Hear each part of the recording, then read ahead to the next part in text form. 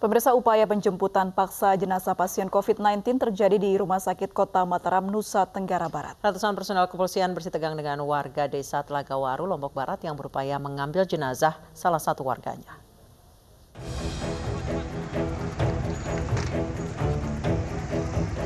Personil kepolisian dari Polresta Kota Mataram, Nusa Tenggara Barat langsung dikerahkan ke Rumah Sakit Daerah Umum Kota Mataram untuk mengendalikan situasi yang tidak kondusif.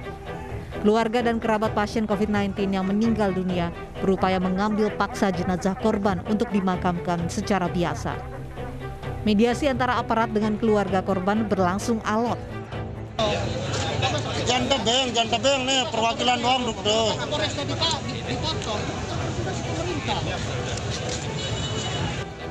Tindakan warga desa Telagawaru mengambil paksa jenazah karena tidak percaya dengan hasil tes swab RSUD Kota Mataram yang menyatakan almarhum positif COVID-19. Menurut warga, almarhum telah memiliki riwayat penyakit ginjal dan rutin memeriksakan diri ke rumah sakit. Warga desa Telagawaru khawatir jika almarhum terbukti COVID-19, mereka akan kehilangan pekerjaan. Punya pekerjaan di luar desa Telagawaru nanti bisa divonis COVID juga nanti kan gitu, jadinya bisa dipecat nanti dari pekerjaannya. Itu wajar saja itu untuk membantu yang lain, jadinya terpaksa meyakinkan para medis itu bahwa inilah bukan sakit corona tapi ini gagal ginjal.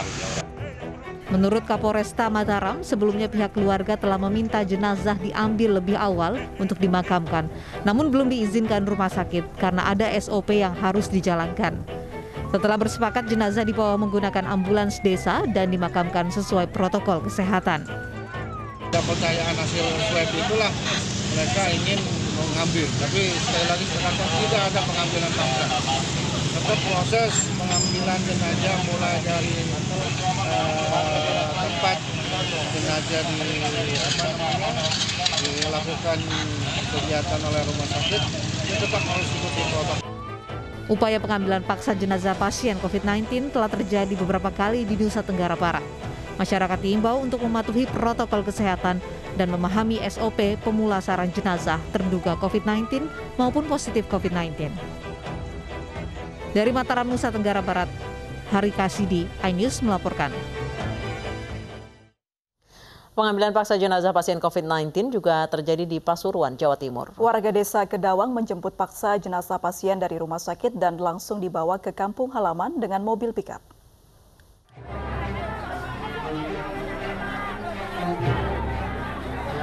Warga desa Kedawang, Kecamatan Nguling, Kabupaten Pasuruan, Jawa Timur mengambil paksa jenazah pasien reaktif COVID-19 dari Rumah Sakit Dr. Sudarsono.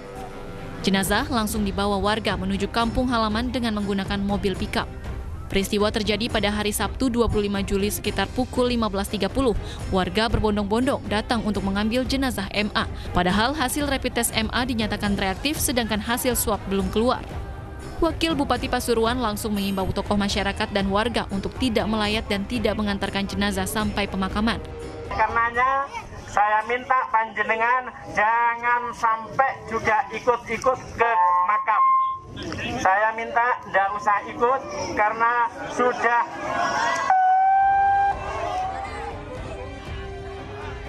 Namun nampaknya imbauan Wakil Bupati tidak diindahkan warga. Meski pemakaman dilaksanakan oleh petugas ber-APD lengkap, warga tetap ngotot mengantar jenazah dengan tidak mengenakan masker dan enggan menjaga jarak. Dari Pasuruan, Jawa Timur, Jaka Samudra, iNews melaporkan. Belasan pengendara terjaring razia masker di kawasan Mampang, Perapatan, Jakarta Selatan. Pengendara yang tidak bermasker dijatuhi sanksi denda Rp250.000, menyapu jalan hingga membersihkan saluran air.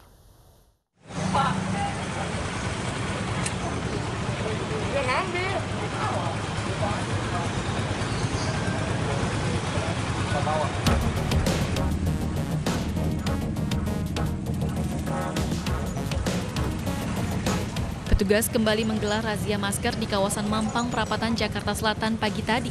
Sejumlah pengendara yang tidak mengenakan masker berupaya menghindar dan bersembunyi. Namun sebagian dari mereka berhasil terjaring razia.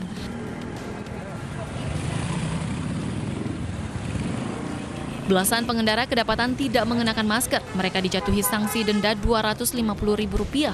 Ada pula yang diberi sanksi sosial berupa menyapu jalan dan membersihkan saluran air.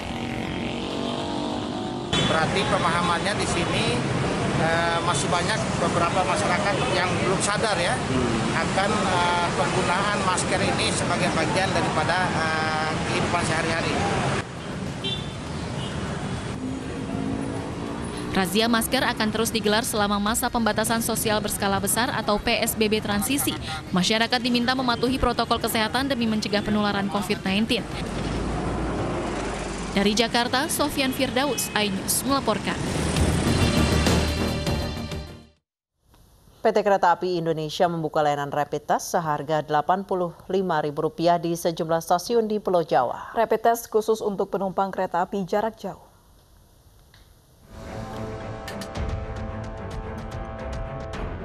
Mulai hari ini PT Kereta Api Indonesia membuka layanan pemeriksaan COVID-19 berupa tes cepat atau rapid test. Rapid test diperuntukkan bagi calon penumpang kereta api jarak jauh, namun calon penumpang harus membayar Rp85.000. Menurut saya cukup membantu ya, karena pasti banyak orang yang mau bepergian. Terus kalau misalnya mau tes rapid di lab atau di rumah sakit itu memang butuh waktu yang cukup lama karena kita harus ada janji dulu sama dokter. Kemudian harganya juga jauh lebih murah di stasiun. Jadi memang menurut saya lebih membantu. Rapid test di stasiun kereta api merupakan salah satu bentuk penerapan protokol kesehatan, sehingga keamanan dan kenyamanan perjalanan jarak jauh dapat lebih terjamin. Masyarakat itu screening awal sebagai protokol untuk untuk naik kereta jarak jauh gitu. Nah, jadi opsinya kan bisa rapid test, bisa juga swab test, dan rapid test ini diperbolehkan dan ini cepat sekali ya. Ya kira-kira mungkin nggak sampai 2 menit ya, sudah bisa keluar hasilnya gitu. Layanan rapid test ini dibuka setiap hari mulai pukul 7 pagi hingga pukul 7 malam. Ada 12 stasiun yang membuka layanan ini, namun saat ini baru stasiun Pasar Senen yang mulai membuka layanan rapid test. Dari Jakarta, Devi Prihatiningsih, Abdul Rosyid, iNews melaporkan.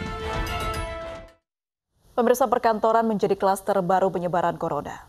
375 orang dari 59 kantor terkonfirmasi positif COVID-19.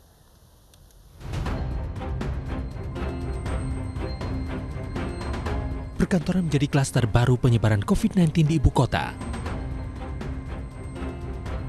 Dari data gugus tugas percepatan penanganan COVID-19 hingga tanggal 25 Juli 2020, tercatat 375 orang dari 59 kantor di DKI Jakarta positif corona. Pasien positif ditemukan di kantor pemerintahan, baik pusat maupun daerah. Namun ada juga perusahaan swasta yang memiliki kasus positif yang tinggi. Di antara perkantoran yang pegawainya terkonfirmasi positif COVID-19, salah satunya adalah Lembaga Penyiaran Publik RRI. 3 karyawannya positif COVID-19, sehingga manajemen menutup kantor RRI di Jalan Medan Merdeka Barat sejak 22 Juli hingga 14 Agustus 2020. Kantor pusat PLN yang berada di Jalan Trunojoyo, Jakarta Selatan juga sempat ditutup menyusul 6 karyawannya positif COVID-19. Sementara aktivitas di gedung Komisi Yudisial dihentikan setelah Sekjen KY Tubagus Rismunandar positif COVID-19. Gedung ditutup hingga 15 Juli dan sementara KY hanya melayani pengaduan melalui online di website yang telah tersedia. Sedangkan Gubernur DKI Jakarta Anies Baswedan meminta karyawan perkantoran untuk melaporkan perusahaannya ke Dinas Tenaga Kerja jika melanggar protokol kesehatan. Ya makanya pakai masker, jaga jarak itu yang penting. Beberapa perusahaan kan masih tidak menerapkan sistem 50-50 atau setengah-setengah gitu, masih menerapkan semua pegawai yang masuk. Ini kan menjadi potensi, apa nggak ada? Ya laporin aja. Kalau Anda bekerja di situ, tempat Anda bekerja tidak mentaati protokol, laporkan. Termasuk dengan penerapan sistem juga semua masuk pegawainya Pak, itu juga melanggar. Laporkan aja. Namun tak hanya perkantoran yang menjadi titik paling rawan penyebaran virus corona. Banyaknya warga yang sudah mulai berkumpul di berbagai komunitas juga berpotensi meningkatkan penyebaran virus corona. Untuk mencegah penyebaran yang masif, Gubernur Anies mengingatkan agar masyarakat terus menerapkan protokol kesehatan di berbagai tempat. Tim Liputan iNews melaporkan.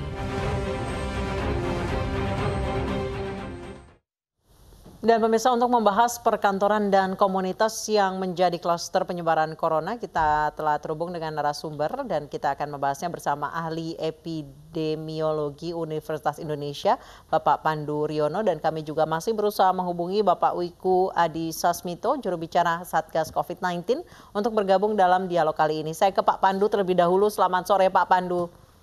Selamat sore Mbak April.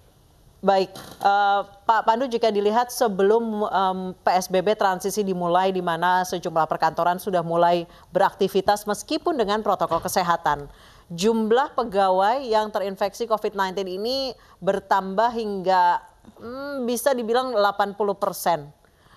Padahal protokol kesehatan sudah dipatuhi atau digalakan oleh setiap kantor. Penyebabnya apa Pak kira-kira? Yang yakin itu penularan di kantor. Ya kan, jadi kita harus teliti lagi itu.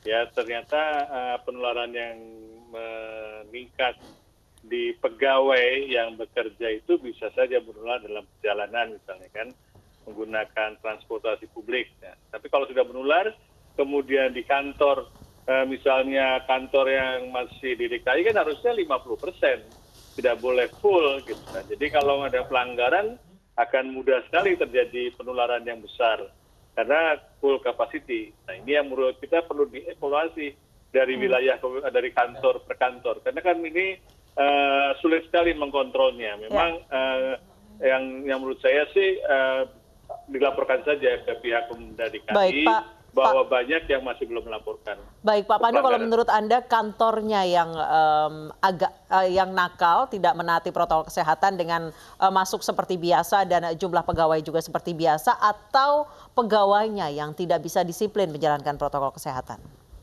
Dua-duanya.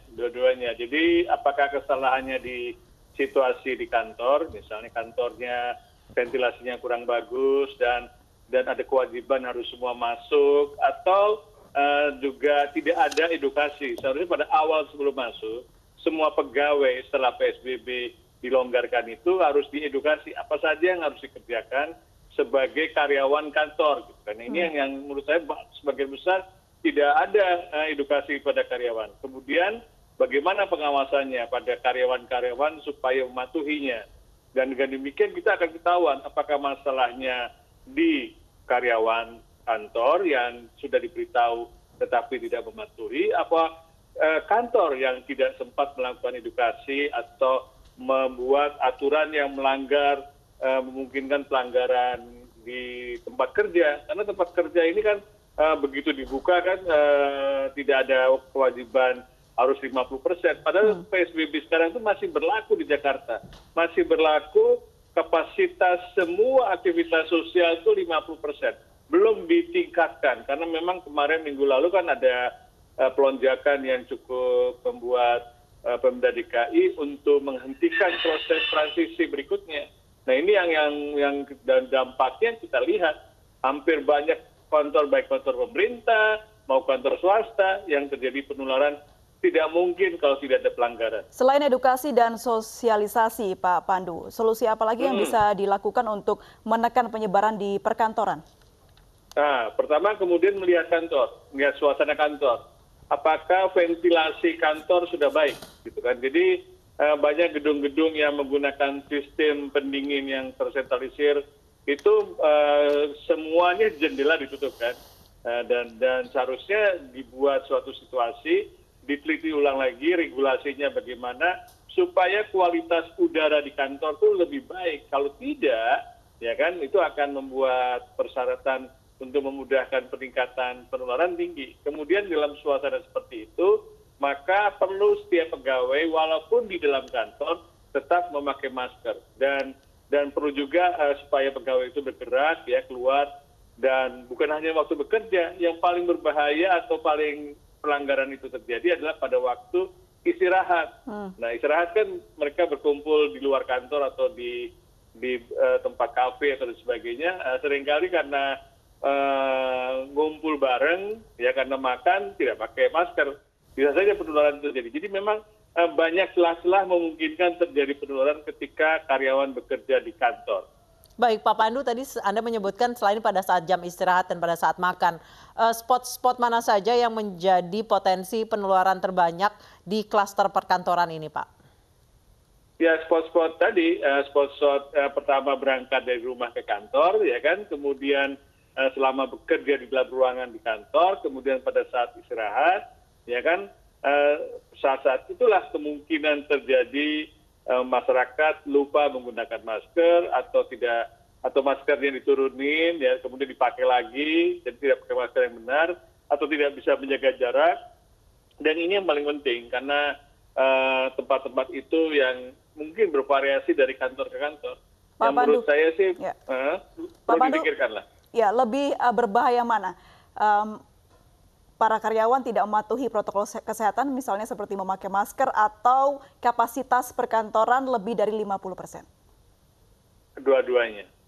Baik. Dua-duanya berbahaya. Itu yang menurut saya sih belum ada yang membandingkan yang 5. Perlukah diterapkan denda seperti yang sudah diterapkan di berbagai tempat tentang menggunakan masker di perkantoran? Ya, harus diperingatkan dan diberlakukan tindakan disipliner gitu kan. Jadi kita apakah itu kesalahan dari pengelola kantornya, apakah kesalahan dari pimpinan kantor tersebut atau kesalahan karyawan. Banyak kantor yang masih menerapkan ya 50% off, 50% kerja di rumah, bergantian setiap minggu. Dan sampai sekarang saya lihat yang saya observasi kantor yang menerapkan 50% off dan 50% kerja itu belum terlaporkan adanya lapor kasus. Sebenarnya yang terjadi klaster di kantor itu sudah jauh lebih banyak yang teridentifikasi. Kenapa tidak dilaporkan? Karena stigma. Ya kan, apalagi kalau yang terkena itu adalah pimpinannya. Nah, apakah direkturnya, apakah pimpinan dari perusahaan itu, dan itu yang membuat semakin sulit bahwa yang sebenarnya kalau kita waspadai ya, yang kita ketahui sekarang yang teridentifikasi dilaporkan ke pemerintah daerah itu jauh lebih kecil. Aturannya lebih baik di keep saja atau terbuka sih Pak Pandu sebaiknya?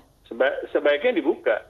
Kan kita kan menganut keterbukaan, ya kan? Okay. Tapi kan stigma yang membuat kita orang jadi tidak mau melaporkan.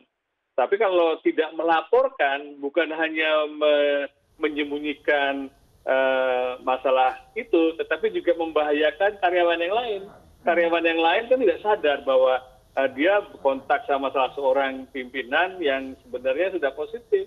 Nah, apalagi kemudian seakan-akan untuk supaya tidak kelihatan bahwa dia terinfeksi, tidak menggunakan masker dan sebagainya. Kalau ada perubahan perilaku, kenapa bisa ada perubahan perilaku? Mungkin ini yang saya khawatir, keterbukaan aja. Kalau memang positif, ya kita harus mengisolasi sendiri, itu mandiri ya di rumah kalau memang memungkinkan.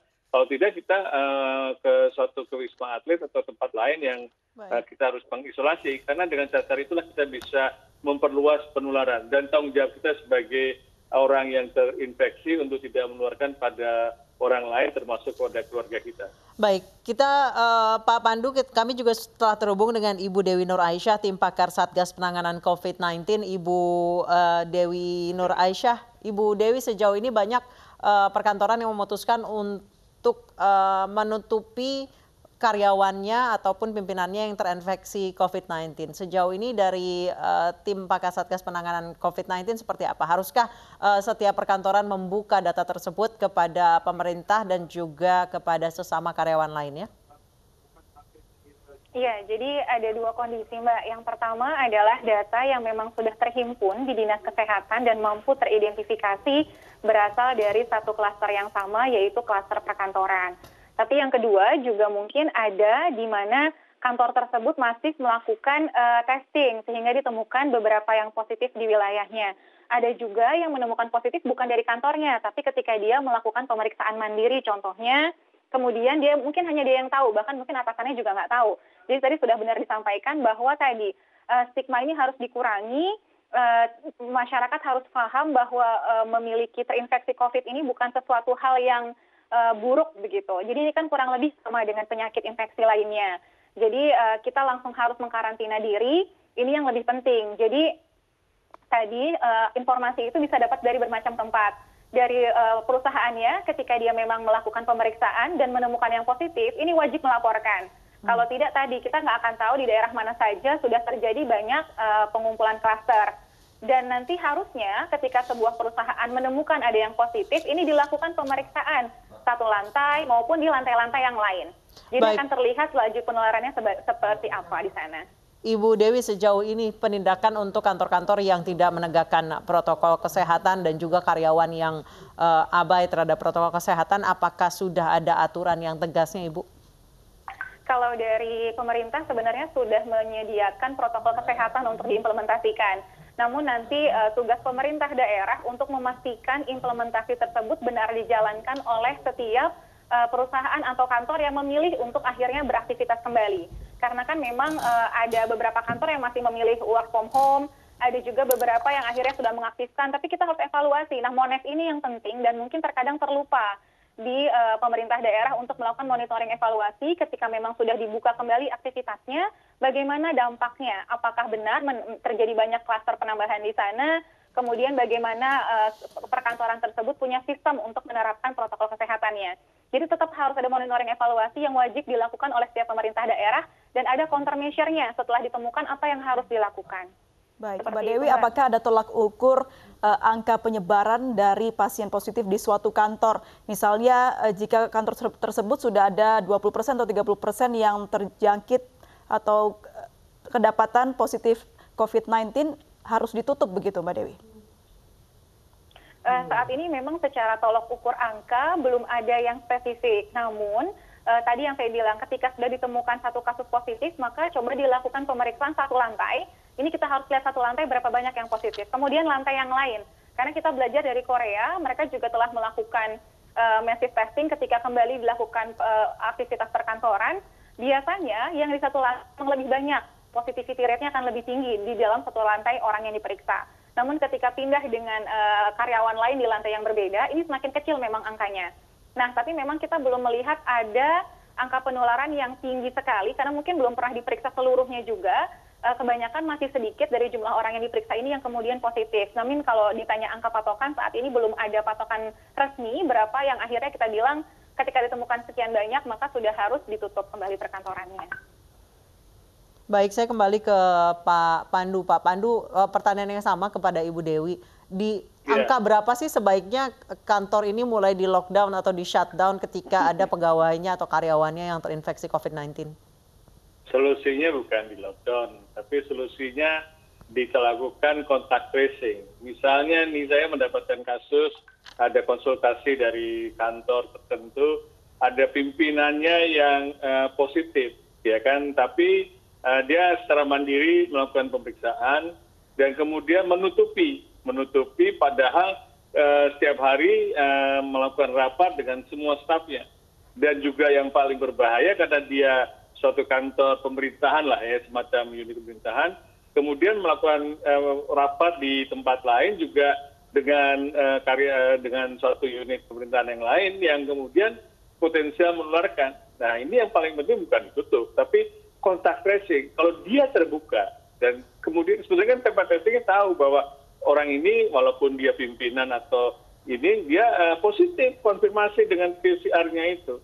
Sehingga harus dilaporkan. Gunanya apa? Untuk melindungi publik, melindungi orang lain yang mungkin sudah kontak dengan beliau dan atau beliau sudah terinfeksi dengan lainnya. Gunanya apa? Kalau kontak tracing kemudian di testing, maka orang-orang yang positif itu harus dilakukan isolasi untuk memutus rantai penularan. Bukan kantornya yang ditutup, tapi kontaknya itu ditelusuri. Ada definisinya kontak itu seperti apa mungkin saja. Di satu lantai, di satu ruangan, kontaknya jauh lebih berisiko karena lebih sering. Nah, ini yang menurut saya tindakan dengan melakukan surveillance aktif tadi adalah setiap temuan, walaupun satu temuan yang positif harus dilakukan pelacakan kasus. Dan pelacakan kasus-kasus yang sudah dilacak harusnya dites dengan PCR dan seterusnya bergulir, ya kan? Bukan hanya yang bergejala saja atau hanya isolasi saja. Tidak, testing itu penting untuk menemukan orang-orang yang memang sudah positif, karena orang-orang tersebut harus diisolasi supaya tidak menularkan pada yang lain. Baik. Kembali ke Bu Dewi. Bu Dewi, terkait testing ini, apakah Bu Dewi dan juga di Satgas Penanganan COVID-19 ada kendala untuk men-tracing dan tes PCR? Baik, dan satu pertanyaan lagi mungkin ini sama Ibu, apakah setiap perkantoran yang masih beraktivitas normal, contohnya kami di media yang tidak bisa work from home, apakah diwajibkan setiap kantor untuk mengadakan tes massal? Ya, jadi yang pertama terkait dengan testing, kita melihat bahwa memang saat ini kondisinya kita masih banyak harus belajar untuk meningkatkan kapasitas pemeriksaan. Terutama kita kalau dari tim pakar kami mencoba memetakan daerah-daerah mana yang sebenarnya memang sangat jauh masih dari target angka yang harus dicapai. Kalau kita mau berbicara ideal, harusnya itu semua suspek bisa langsung diperiksa apakah dia positif atau dia non-COVID. Contohnya di Sumatera Barat, mereka bahkan dengan sangat aktif ODP PDP itu tidak ada yang berstatus lebih dari 2 hari. 1 hari ketemu langsung diperiksa, langsung keluar hasilnya. Ini yang ingin kita harapkan dan sedang coba digulirkan di setiap daerah untuk memiliki kesamaan kapasitas sehingga dapat melakukan jumlah pemeriksaan yang jauh lebih banyak. Yang kemudian dengan tracing, saya melihat ada beberapa daerah yang mengalami kesulitan, terutama jika jumlah kasus positif hariannya tinggi sekali. Contohnya yang kasus penambahan hariannya 300, 500, sedangkan penyelidikan epidemiologi harus dilakukan dalam waktu secepat-cepatnya, maksimal 1 kali 24 jam atau 2 kali 24 jam, sebelum dia menularkan kepada orang lain. Untuk daerah dengan kasus yang angka yang sangat tinggi ini, kami juga melihat ada kesulitan di beberapa tempat karena jumlah petugas yang melakukan PE-nya masih juga terbatas. Nah, ini yang coba kita dorong bagaimana caranya kita dapat membantu agar ada penambahan SDM untuk membantu melaksanakan tracing dengan lebih cepat, dengan waktu yang lebih singkat, sehingga tidak ada penundaan dan tidak terjadi penularan yang lebih lanjut. Baik, terima kasih. Baik, terima kasih informasinya Bu Dewi dan juga Pak Pandu sudah bergabung dan berbincang bersama kami di iNews Sore. Pemirsa, masyarakat Nusantara Sehat menggelar unjuk rasa menolak kebijakan rapid test dan swab test di Denpasar, Bali. Mereka menilai kebijakan deteksi virus corona itu membebani rakyat.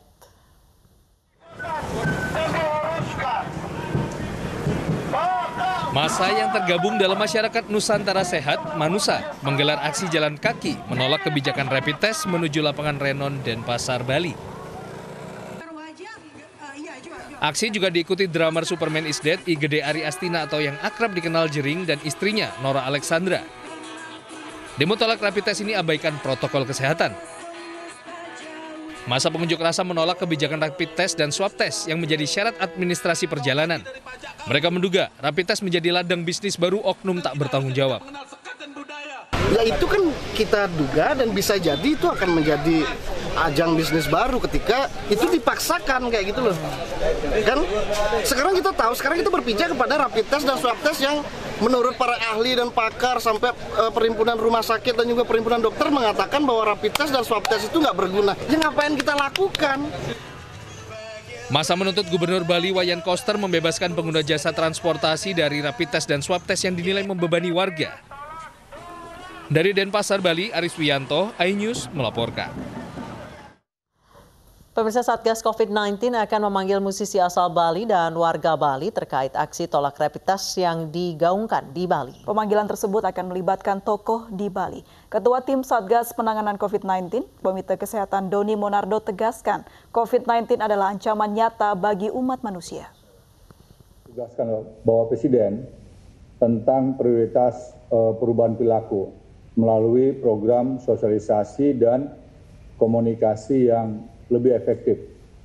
Oleh karenanya, Satgas Penanganan COVID-19 ini akan meningkatkan kolaborasi pentahelix berbasis komunitas dengan menitikberatkan kepada peran dari tokoh-tokoh di daerah, termasuk tokoh agama, tokoh masyarakat, termasuk juga pelibatan antropolog, sosiolog, dan juga psikolog yang diprioritaskan kepada 8 provinsi yang tadi sudah dijelaskan. Kemudian juga melihat sejarah masa lalu terkait dengan wabah flu Spanyol yang terjadi pada periode Maret tahun 1918 sampai dengan September 1919. Nah, di Pulau Jawa saja, sesuai dengan catatan yang kami terima dari Michigan University, korban jiwa untuk masyarakat kita waktu itu masih di bawah pemerintah kolonial Hindia Belanda mencapai sekitar 4 juta jiwa. Dan ini tentunya suatu peristiwa yang harus kita petik pelajaran dari kasus tersebut, di mana pada akhirnya juga pemerintah kolonial Hindia Belanda melakukan terobosan untuk merubah perilaku masyarakat melalui pendekatan budaya, yaitu memberikan penjelasan pada masyarakat melalui kegiatan wayang. Nah, kami mencoba untuk merumuskan suatu strategi komunikasi dan sosialisasi yang lebih efektif, yang arahnya adalah sampai ke tingkat desa, sehingga diharapkan tingkat kepatuhan masyarakat akan menjadi lebih baik.